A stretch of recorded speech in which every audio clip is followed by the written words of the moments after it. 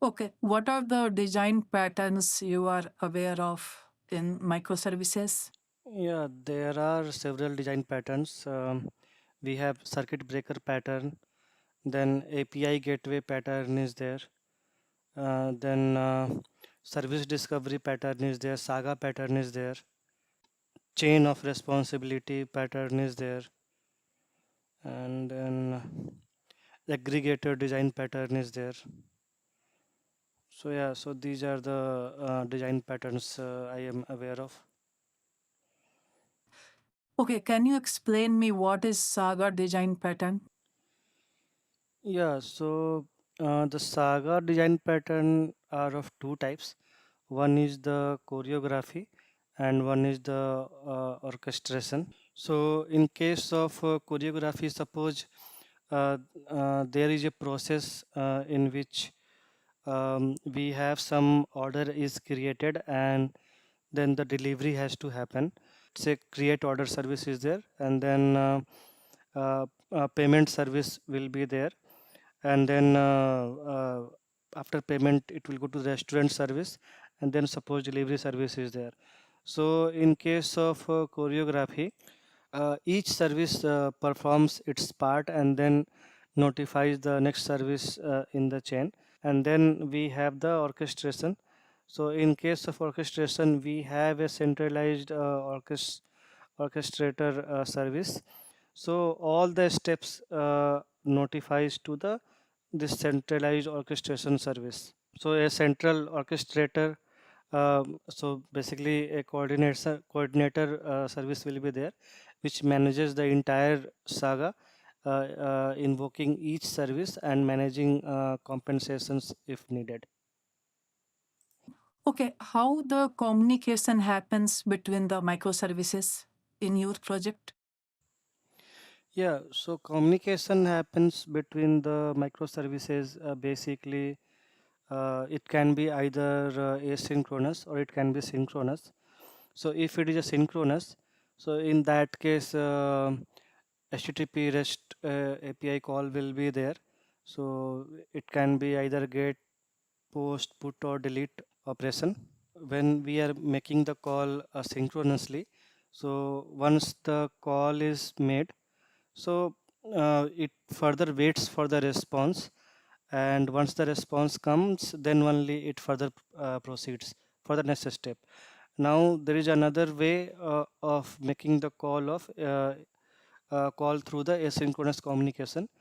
So this happens through the message queues, like Kafka or RabbitMQ, ActiveMQ.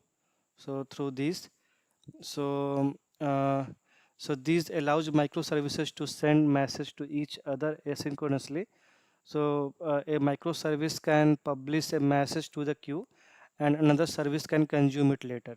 Okay, can you explain the process of the REST API call between the microservices? So does it happen directly? So suppose there is a microservice A and it wants to call microservice B. Will it directly call that microservice B through the REST service? No, it does not call directly, but there is a concept called the service discovery. So there all the microservices, so which need to be discovered, so they all register themselves to the service discovery. And suppose any microservice A suppose has to call B, then in service discovery there can be multiple instances of B. So again here the comes the concept of load balancer. So basically service A does not need to know the IP address of the uh, uh, does not need to know the address of the microservice B.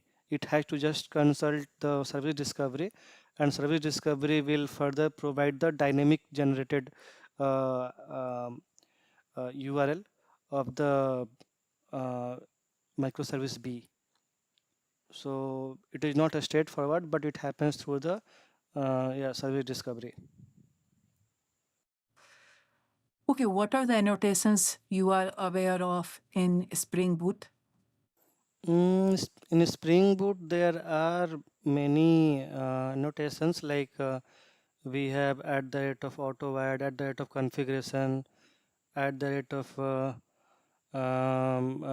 Spring Boot application, then at the rate of REST controller, yeah, and then in the controller we have at the rate of get mapping, post mapping, yeah, and then we have at the rate of component, at the rate of service, at the rate of repository. Yeah, so these are the various annotations are there. Okay, suppose your microservice is running slow in production environment. So how do you fix it? So what are the steps you follow? Yeah, so if the microservice is running slow in the production environment, so first of all, we will see, suppose um, we will try to identify first of all that between in which microservice basically this is happening. So our first step is to identify the which microservice is taking time. For that we can look for the performance metrics like CPU uses, memory uses, right? So all that we can look at, and we can also calculate the timing like how much millisecond or seconds of time it is taking to get the response back from the microservice, another microservice. Then we go to that specific microservice, and we check its logs. Basically we will check first, and we will review the application logs for error or warnings, and we will analyze it. So there are some tools like uh, uh, Elasticsearch, Logstash, Kibana. So these tools we can use to check the logs. So we can also use like visual VM. So we can, so this is basically a profiling tool, so that we can use to see which part of the code is taking more time, if it is related to code, or or it is related to the database. So that also we can try to identify. So we can check whether the database is slow. So that is the main reason. And we can check at the query performance and indexing. So suppose our microservice is making any query to the database, so we can go and query that directly to database and see how much time it is taking, and all, and we can compare the timings between the how much time it is taking through the microservice and how much time it is taking through the directly hitting the query. We can also check the network issue if any network issue is there. Um and if it is not database issue, then we further check for the code, so we can try to optimize the code. So um, we can use the uh, caching also in case of suppose the data is huge, and we are getting the redundant data and we don't have to update it, so we can use caching to, instead of hitting everything to the database, so it will simply take the data from the cache and return it back. Okay, suppose all these things are fine and they don't have issue with the database or code or anything. Now what will be your next step? If all of these are not the issue, in that case we have to uh, only thing is that we have to scale our microservice more, and we have to increase the number of instances running for the microservice to handle more load. Okay, what is serverless architecture? Yeah, serverless architecture is basically the way to build and run applications without having to manage the its underlying servers. So basically, in case of serverless architecture, we don't have to worry about the server uses and um, how much space we are using and all. So it is like kind of pay as you go. So I mean, if suppose the more hits are coming, then it automatically scales up, and uh, so basically we only pay for the actual execution time of our functions, not for the ideal server time. So if function runs for 5 seconds, so we only pay for those 5 seconds, not for an entire hour or day or a month. So in this case, uh, it is different from the traditional servers. So in traditional servers, we need to set up, maintain, and scale servers to run the application. If more number of hits are coming, we need to scale it more. But in serverless architecture, we don't have to worry about servers. The cloud provider handles the server management for us. So like AWS and all. Yeah. So this basically also scale up or down based on the demand. If more people are using our app, then that AWS, for example, adds more resources as needed. And if the traffic decreases, it scales down. So our cost also is, I mean, based on these only. Yeah, exception can be handled either through like I mean it can be handled either at the controller level, or it can be handled globally. So at controller level, we handle it through a notation called at the rate of exception handler. So we can use this annotation in a controller to handle exception that occur within the controller. So we can write it, and under that we can um, just put the response entity, like the return type of this is whatever the method we write under it, the return type normally we write it as response entity, and in that status we can write the cause of that and whatever the response code is there, like 401 or whatever it is. So we can give that error code and the status. And then coming to global exception handling, so for that we use at the rate of controller advice. So for handling exceptions globally across the entire application, we can use this. So it allows us to define a global exception handler that applies to all the controllers. So for this we write at the rate of exception handler, and then under that again we can give the response entity dot status, and in the body we can pass the message, whatever the message we want in case of error happens. We can use try catch block in our code to handle exceptions locally as well. Yeah. Okay, what is bean and how you use it? So how do you basically handle multiple beans? Okay, so beans are the objects that Spring manages and can be used throughout the application. So we define them using the annotations uh, like at the rate of component, at the rate of service, or at the rate of bean. So we can use these annotations to create the bean. And then once we create the bean, then we have to inject it. So the injection happens through at the rate of auto-wide. So we say it as dependency injection. So in any of the, let's say any class is there, service class is there, so we can inject it like at the rate of auto-wide. So we can inject there. We can use if you have multiple beans of the same type, then we need to specify which one to use. So we can use at the rate of qualifier annotation, so that we can use. And we can also use at the rate of primary in case of we don't want to use a qualifier. Yeah, so that is how we can handle multiple beans. Okay, so what is AOP in Spring Boot?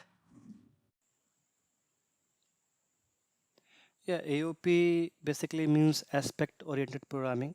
So it's the way to add additional behavior to the application without changing the core logic of the code. So basically it has various join points and advices. So there are several types of advices it involves. So we have before, after, around, after returning, after throwing. Yeah, so these are the uh, advices we have. Okay, so how do you integrate the database to Spring Boot? Yeah, to integrate the database, we have to first of all add the dependency. So in our, suppose we have the Maven project, so we can add the dependency like Spring Boot started JPA, and then we have to configure the database properties in application.properties or YAML file. So there we can give the username, password, its URL, right? So all these information we can give there, and then we create the entity classes. So if it is a relational database, in that case we put at the rate of table, and if it is non-relational database, in that case we say at the rate of document.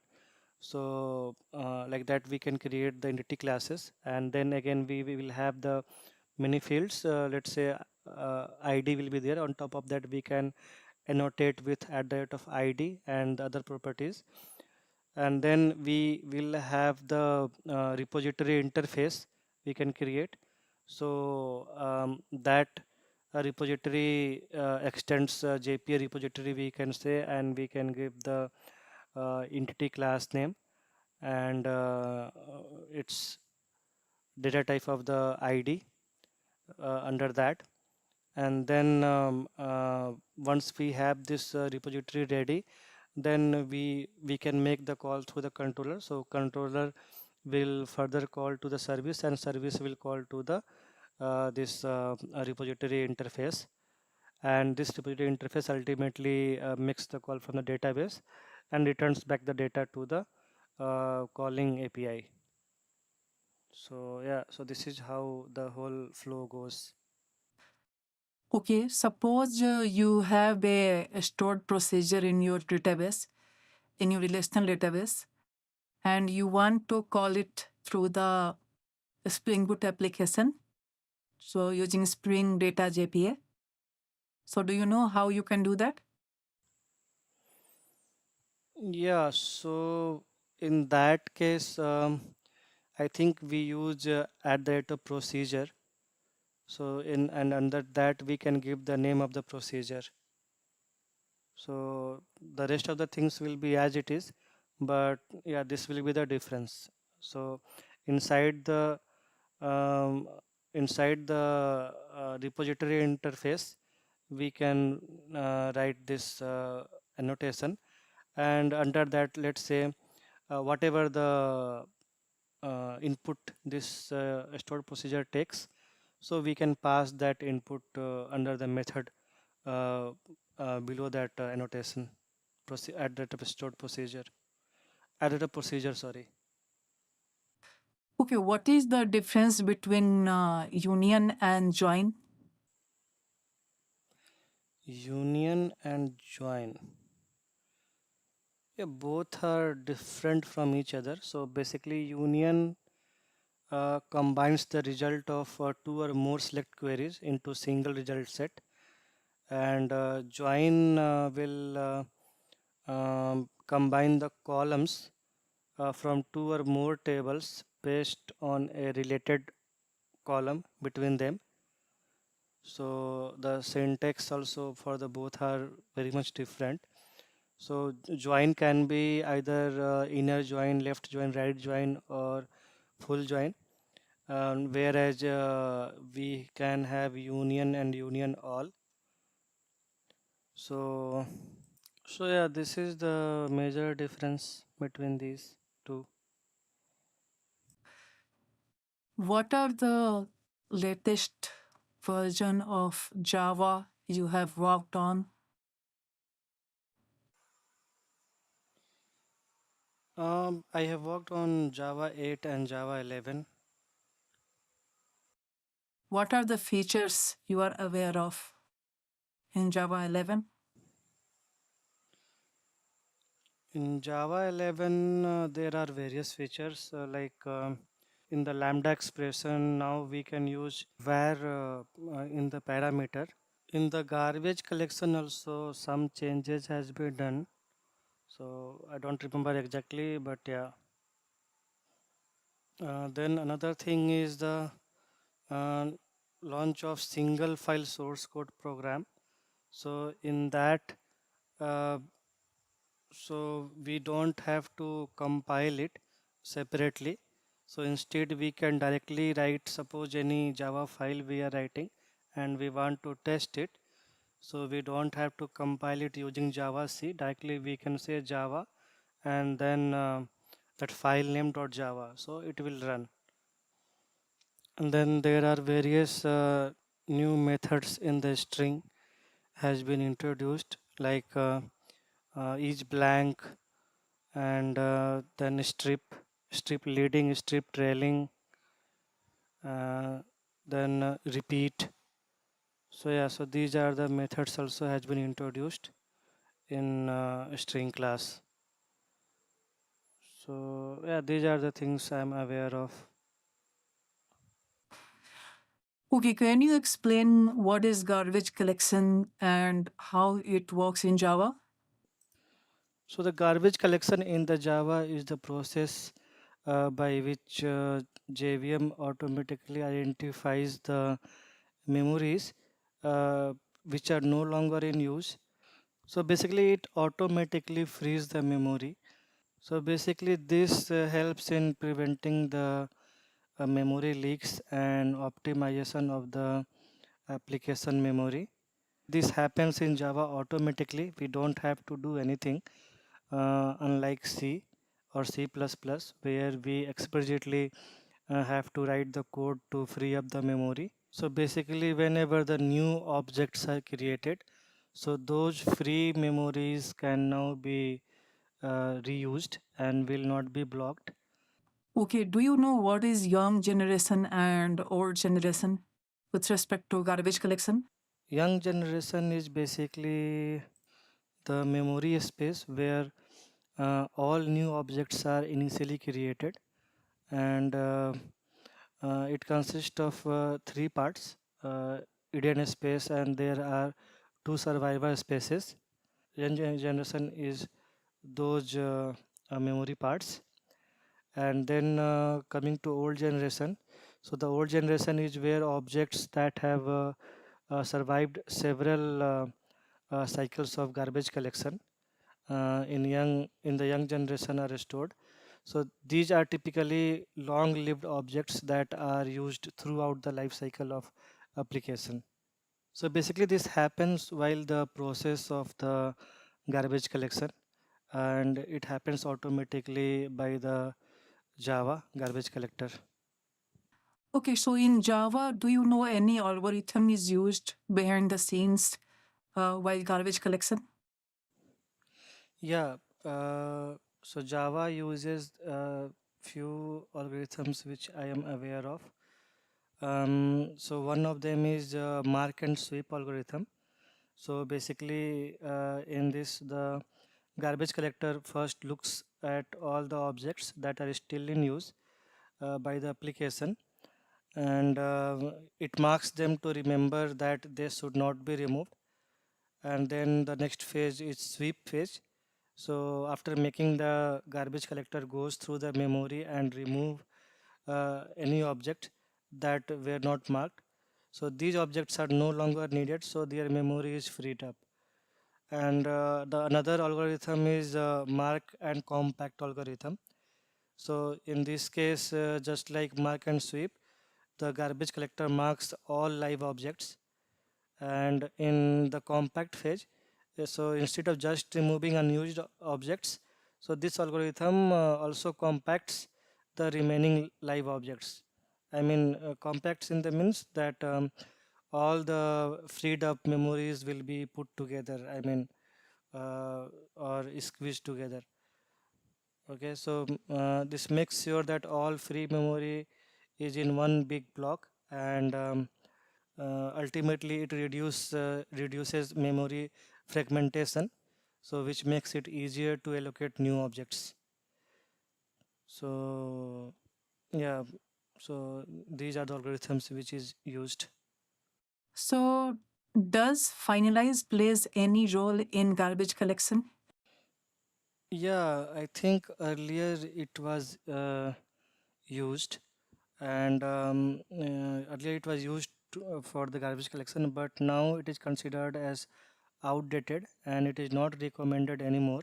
So basically, the finalize method was designed to give an object like the last chance to clean up the resource before it gets collected by the garbage collector.